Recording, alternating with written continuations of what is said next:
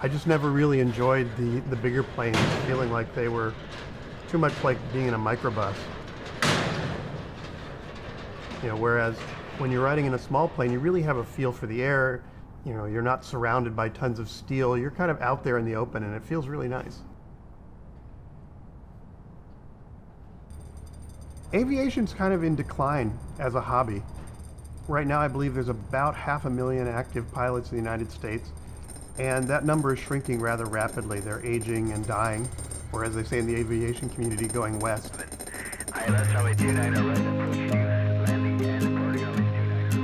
One of the interesting things I've noticed in the last few years, even when flying commercially, is I get on the plane, and it always shocks me that during takeoff and landing, at least 80% of the people on the plane will close their windows. They don't even want to look out. And to me, it's almost impossible to imagine not wanting to enjoy just the view from above, and how they can, be there and want to pretend that they're not in the air is unimaginable to me. I'm based at Torrance Airport, also known as Zamperini Field. Zamperini Field itself has been around since World War II. It was originally started as an emergency airfield for military training aircraft. And after the war, it was shut down by the Army and turned over to the city of Torrance.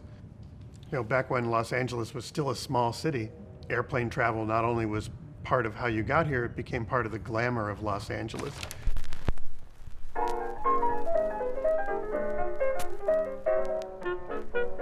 I don't remember the exact number, but something like 150 airports in Los Angeles County alone.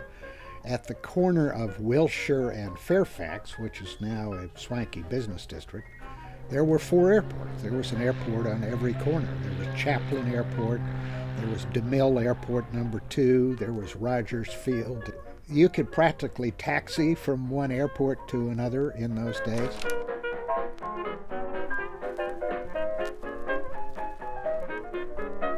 The city of Santa Monica, certainly everything surrounding that airport, really owes its very existence to Douglas aircraft. Most of the surrounding houses were built for Douglas workers and so on.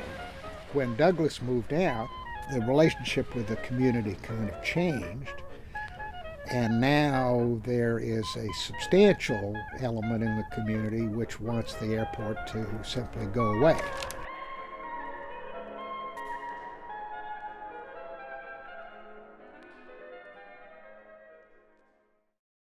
Since September 11th, airports have been really isolated. It used to be that families would come, look at the airplanes, children would come and, enjoy it. And today it's all walled off and it's fenced away, and people just sort of think of it as something that only rich people do. We may own all the property, we may own everything, but this is a community airport. The community has a say on what goes on here, because if they want to shut you down, they will find a way to shut you down. So if you don't keep them actively involved and helping them out on a constant basis, I think you're making a huge mistake. We as an aviation community, maybe we could have done a better job of getting that message out. And over the last couple of decades, we've been kind of lulled into complacency that everything's okay, or we've been hearing that there's been a decline, but it hasn't really affected us, and now we're looking at this big decline.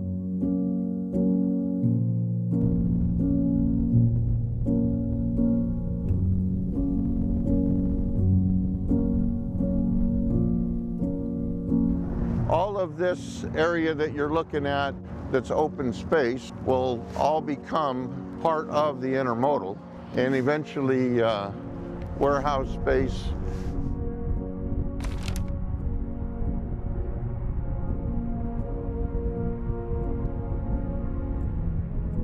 For those with a passion for flying, that comes as a pretty hard decision, in order to repurpose or perhaps close an airport. They don't want to see the old things go away, but with the economy shifting and the sprawl of Los Angeles coming out into the pass area, it's something that really needs to be considered. I think it's going to put Banning well on its way to to a firm economic growth for the future. I hear you want to shut this thing down. Pardon me? I hear you want to shut the airport down. Is that right? Oh, no. No. Not yet. You know why it's What? getting quieter and quieter? Right. Why? Because somebody pissed off the Indians and they didn't let them put in some big hangars here. They put in a gas tank, and they should have put in a Jet A tank as well, and you would have got jets in here. They should have taken this road and put it all the way through. There's an approach all the way out over there already. There's lots of things that all we know all about what's going on here. Okay. And who are you? I got a hangar here. Okay. Oh. And I want to tell you something. It's not promoted. That's why it's slow. Do you know that the city tried to get an operator to come in? And we sent out a request for proposals? We know all about that. And how come nobody comes here? Because no money yet. So that the whole point is that there's no money. Well, there's not. But we can't continue to subsidize the airport. Well, the thing is, you're getting some money now off the parachute. You're getting money off the hat. I don't know how many hangars are here. So when an airport receives AIP funding from the FAA, they are grant obligated for a certain period of time, sometimes 20 years.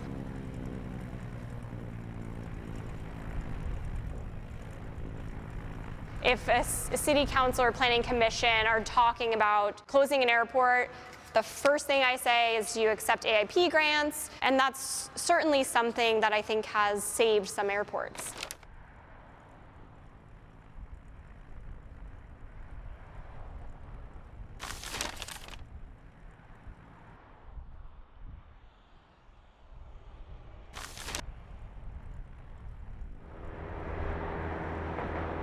Northrop was downsizing.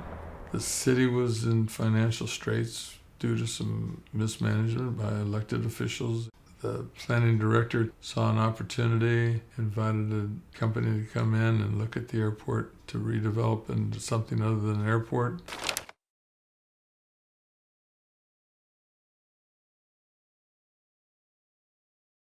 And she exposed that. Lisa, our lady debater, the whole crowd went ooh, ah, and the guy from the company just shook his head and walked out of the back of the room, is what I'm told. And we won 71% of the vote of the city of Hawthorne to keep the airport open. Yeah, there are a number of cases where I personally find the closure of airports to be disturbing. Santa Monica bothers me. So does the way Meigs Field in Chicago was closed, bothers me as well. The Chicago case, they simply went in the middle of the night with bulldozers and destroyed the airport, even with litigation still pending. Airports are legacies that we keep for our children, for our children's children. They can never be replaced. Land is too expensive and scarce. You can barely put a highway into a big city today, let alone an airport. These are resources and they're part of the infrastructure of the country. And I really wish there was a way for airports to be more open, for people to be more involved in their local airports and understand what they do, how many jobs they provide, and also to just take part in the joy of flight.